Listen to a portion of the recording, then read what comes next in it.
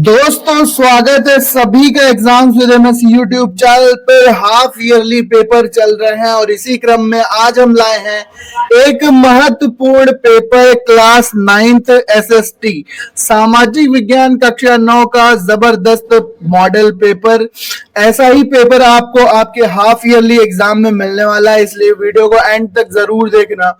आप ये वीडियो कौन से शहर कौन से गांव से देख रहे हो, अपने शहर या गांव का नाम कमेंट में जरूर लिखना।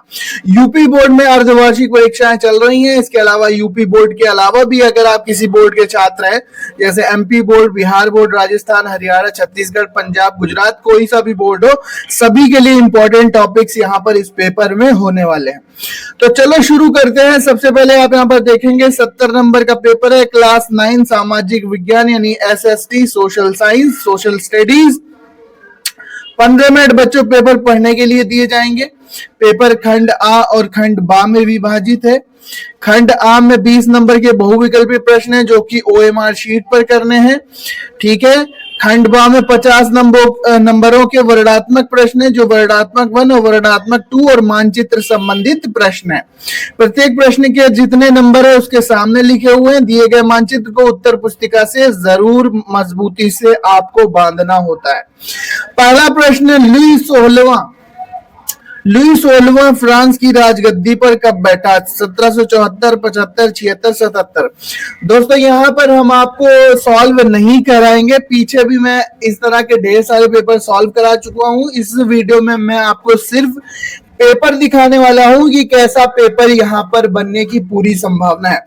रूसो कौन था भाई? वैज्ञानिक था, दार्शनिक था, कवि था या फिर चित्रकार था? अगला प्रश्न है, रॉबर्ट ओवन कौन था? रूसी नेता, अंग्रेज पादरी, अंग्रेज निर्माता, अमेरिकी राजनेता। तो अगर आपने अपने टीचर का लेक्चर ध्यान से सुना होगा सोशल साइंस का, तो ये सिंपल से प्रश्न आपको जरूर याद होंगे। लेनिन के बाद किसने शासन किया? स्टालिन, ट्राटस्की, करेंसी या कुलक? प्रथम विश्व युद्ध कब समाप्त हुआ? तो भाई 1918 में समाप्त हुआ था। अगला प्रश्न, 1914 से 1918 तक हुआ था प्रथम विश्व युद्ध, तो आप ये ध्यान रखेंगे। तो यहाँ पूछा जा रहा है कब समाप्त हुआ, तो 1918 लगा देना प्रथम विश्व युद्ध के लिए।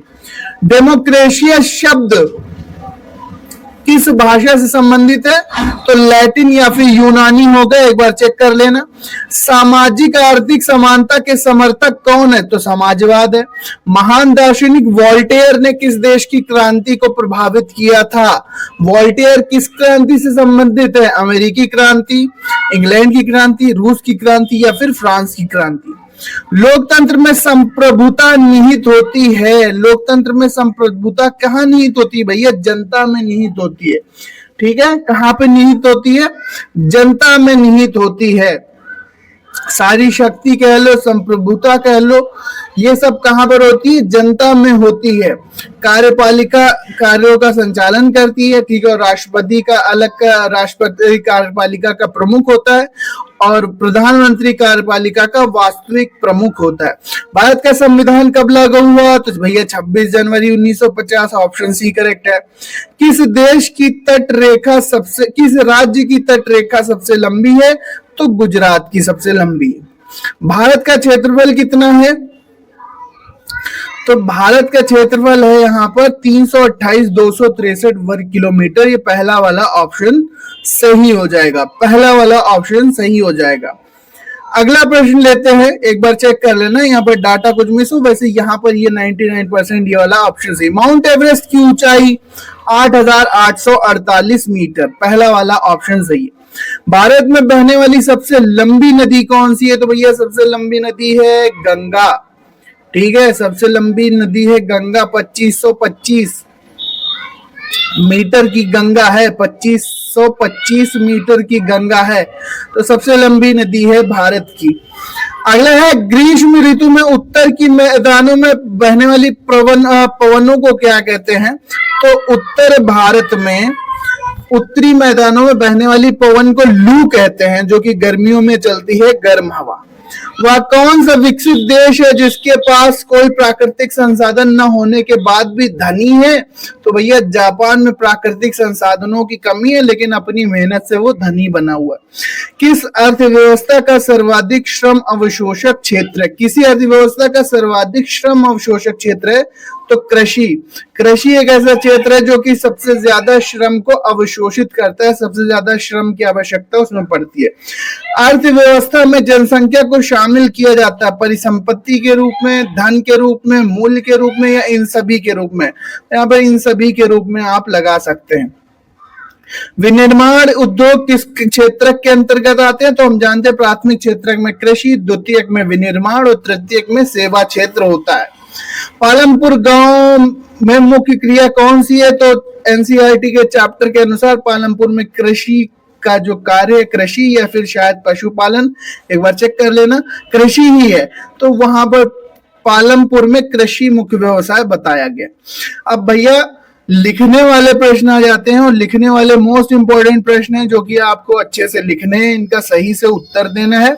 तो पहला प्रश्न यहाँ पर पूछ दिया गया है कि रॉबेस्पियर कौन था? रॉबेस्पियर कौन था? उसके राज्य को आतंक का राज्य क्यों कहा जाता था? तो ये रूस की क्रांति, फ्रांस की क्रांति से संबंधित है। अगर ये नहीं आता तो बच्चों आप इस वाले प्रश्न या इसमें कोई एक कर सकते हो, क्योंकि अथवा दिया हुआ है बीच में। स्टालिन ने रूस के औद्योगिक क्षेत्र में क्या परिवर्तन किए? स्टालिन ने रूस के औद्योगिक क्षेत्रों में क्या परिवर्तन किए? अगला प्रश्न है लोकतंत्र की दो विशेषताएं बताइए। तो भैया जनता में सारी शक्ति निहित होती है। और क्या आप लोकतंत्र की विशेषता बता सकते हो? कि इसमें कार्यपालिका विधायिका के प्रति जिम्मेदार होती है, या आप बता सकते हो। संसदीय प्रणाली बता सकते हो। ढेर सारी बातें, 3-4 विशेषताएं लोकतंत्र की तैयार रखो, इंपॉर्टेंट क्वेश्चन है, पूछा जाता है। नहीं आता लोकतंत्र की विशेषताएं तो भारतीय संविधान की प्रस्तावना में वर्णित स्वतंत्रता एवं समता का मूल्यांकन कीजिए। ठीक है, कोई एक यहाँ पर करना है, या फिर ये करेंगे या फिर ये करेंगे। एक ही करना है क्योंकि बीच में आपको ऑप्शन दिया गया है, आप कोई एक कर सकते हो। इन दोनों में से कोई भी अपनी पसंद का प्रश्न सेलेक्ट करके लिख सकते हो। करना एक ही है। पूर्वी तटीय मैदान और पश्चिमी तटीय मैदानों की तुलना कीजिए। भूगोल में पहुंच गए। भूगोल में पूछ दिया गया है कि भाई पूर्वी तटीय मैदान और पश्चिमी तटीय मैदानों की तुलना कीजिए।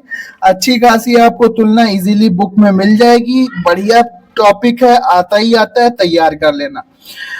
नहीं आता तो आपसे नेक्स्ट क्वेश्चन पूछ दिया गया है कि मौसम और जलवायु में अंतर स्पष्ट कीजिए। मौसम क्या है और जलवायु क्या है? 4 अंतर याद कर लेना, 4 नंबर पक्के। अगला प्रश्न है वस्तुओं और सेवाओं के उत्पादन के लिए 4 आवश्यकताओं का वर्णन कीजिए। वस्तुओं तथा सेवाओं के उत्पादन के लिए 4 आवश्यकताओं का वर्णन कीजिए। नहीं आता तो मानव पूंजी निर्माण में शिक्षा की भूमिका स्पष्ट कीजिए। कोई एक ही यहाँ पर आपको करना है, चाहे आप ये वाला कर लो, चाहे आप ये वाला कर लो। एक जो सा अच्छा आपको लगे प्रश्न वो आप करेंगे। नेक्स्ट पेज पे चलते हैं। लगभग 150 शब्दों में उत्तर लिखना है जिनका लॉन्ग आंसर फ्रांस की क्रांति कब हुई, इसका विश्व पर क्या प्रभाव पड़ा। फ्रांस की क्रांति कब हुई, इसका विश्व पर कब प्रभाव पड़ा। नहीं आता 6 नंबर का ये तो वायसराय की संधि की मुख्य धाराएं क्या थी। वायसराय की, ठीक है, वर्साय की संधि की मुख्य बातें कौन सी थी वो आपको लिखना है। दूसरा प्रश्न, लोकतंत्र अपने नागरिकों से क्या अपेक्षाएं रखता है। लोकतंत्र अपने नागरिकों से क्या अपेक्षाएं रखता है। या तो ये वाला करो या फिर ये करो कि भारतीय संविधान का निर्माण कब और कैसे हुआ। भारतीय संविधान के निर्माण का इतिहास आपको बताना है कि भैया इसका निर्माण कब और कैसे हुआ। लोकतंत्र अपने नागरिकों से क्या अपेक्षाएं रखता है और भारतीय संविधान के निर्माण कब कैसे हुआ। इन दोनों में से कोई भी आप एक सेलेक्ट करके लिख सकते हो जो आपको अच्छा लगे, जो अच्छे से आता हो। अगला प्रश्न आ जाता है कि हिमालय का निर्माण कैसे हुआ, वर्णन कीजिए। हिमालय का निर्माण कैसे हुआ। किसी देश की अर्थव्यवस्था के लिए नदियों का महत्व बताइए। कोई एक यहाँ पर भी करना है कि किसी देश के लिए नदियों का महत्व क्या होता है वो बताना है, या फिर हिमालय का निर्माण कैसे हुआ वो बताना है। महिलाएं क्यों निम्न वेतन वाले कार्यों में नियोजित होती है, यानी कि महिलाएं निम्न वेतन में कम सैलरी वाले कार्यों में क्यों नियोजित की जाती हैं, अथवा बेरोजगारी से होने वाली हानि बताइए। तो आप यहाँ पर भी एक क्वेश्चन जो आपको अच्छे से आप लिख सकते हो बच्चों, आप उसको अच्छे से लिखेंगे, ठीक है। एक क्वेश्चन आप यहाँ पर करेंगे क्योंकि बीच में अथवा अपनी पसंद का कोई भी आप चूज करके जो अच्छे से आता हो वो लिखेंगे। मानचित्र संबंधी प्रश्न, विश्व के मानचित्र पर क्या दर्शाना है, संयुक्त राज्य अमेरिका को, केंद्रीय शक्ति वाला एक राज्य, इंग्लैंड को, बेल्जियम को, डेनमार्क को। तो 5 नंबर का ये विश्व के मानचित्र पर आपको काम करना है। इसके बाद भारत के मानचित्र पर क्या करना है बच्चों, भारत के मानचित्र पर काजीरंगा राष्ट्रीय उद्यान को इस चिन्ह से दर्शाना है, असम में आप लगा देंगे। सांबर झील को आप कहां पर लगाएंगे, सांबर झील को आप इस चिन्ह से दिखाएंगे। कहां पर है सांबर झील, कमेंट करके बताओ कि सांबर झील कौन से राज्य में है, कैसी चल रही है आपकी तैयारी। कावेरी यहां पर आप इस चिन्ह से दर्शाएंगे। थार का मरुस्थल राजस्थान उत्तर पश्चिम क्षेत्र राजस्थान गुजरात में इस चिन्ह से दर्शाएंगे। और छोटा नागपुर का पठार झारखंड के पास आप इस चिन्ह से त्रिकोण वाले चिन्ह से दर्शाएंगे। तो ये बच्चों ये मानचित्र का कार्य है और ये आपको अच्छे से आना चाहिए। अच्छे से कर दोगे तो 5 5 10 नंबर आपके पक्के हो जाएंगे और ये इजी होता है, इजी नंबर है, बस जरा सा आपको ध्यान रखना है। अच्छे से आप ये प्रश्न कर लोगे, सारे प्रश्न इंपॉर्टेंट है, इसका प्रॉपर सॉल्यूशन भी हम आपको देंगे। कमेंट बॉक्स में सॉल्यूशन जरूर लिख देना।